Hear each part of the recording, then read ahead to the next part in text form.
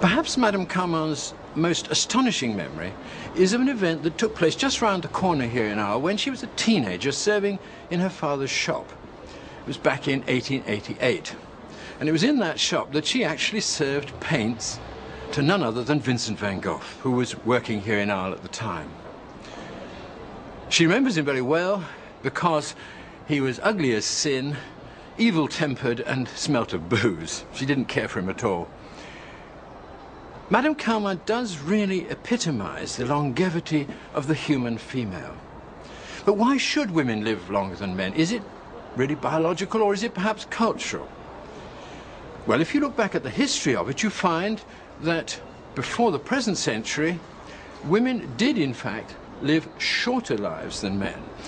In fact, if you go back to prehistoric times, you find that then men lived 20% longer than women.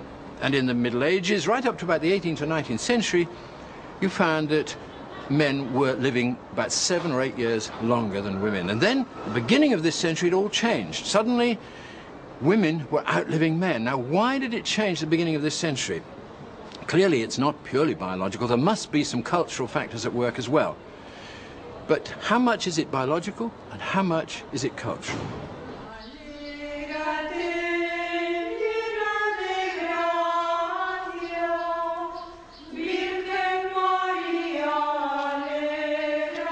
The problem with comparisons between males and females is that their lifestyles usually show such marked contrasts.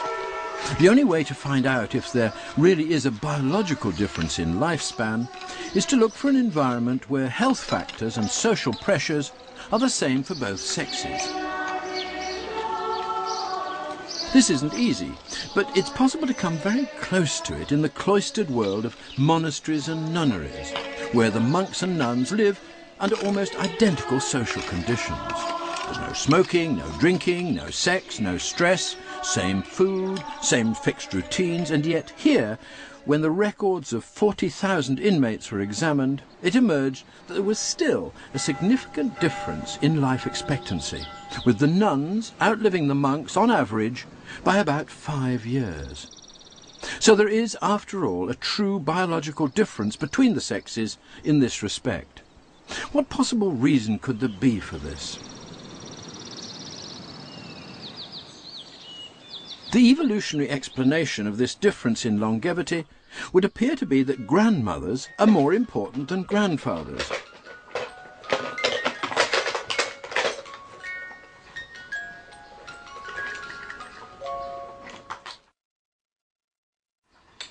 The significance of the grandparental role of older females has often been underestimated in recent years with our fragmented societies.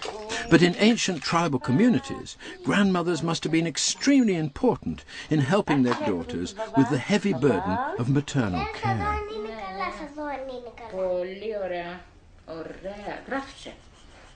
Γράψε και το αλφα μεγάλο, έτσι, το μικρό. Of course, grandfathers also had a role to play.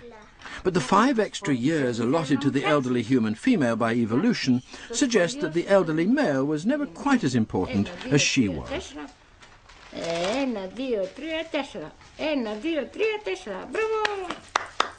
These then are some of the major biological differences between men and women. Some are direct sexual signals, identifying males as males and females as females. Others can be explained by referring back to the primeval division of labour that developed in our species, with males hunting and females gathering, with males designed for speed and for strength, and women for stamina and for maternity.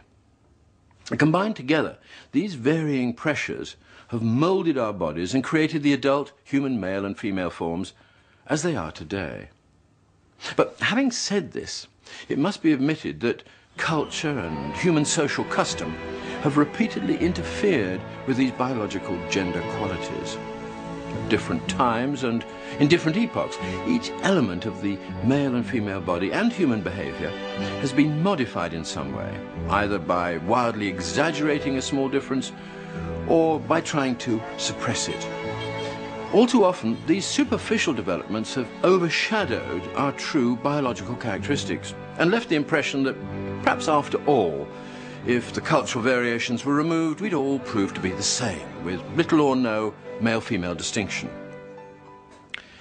I think it's clear that from the evidence I presented, this isn't the case, and that man and woman are, in a number of significant ways, rather different. It can't be said too often of the human sexes. They are different but equal. Equal but different.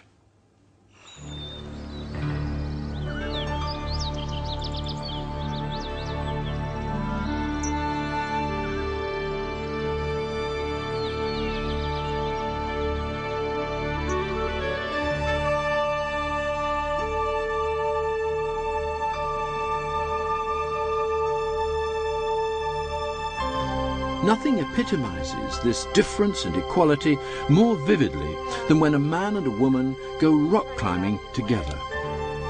Men may be stronger and taller than women, but women have greater manual dexterity and more precise control of their arms and hands. Men may be more muscular, but women are more flexible and can find footholds that men can't reach.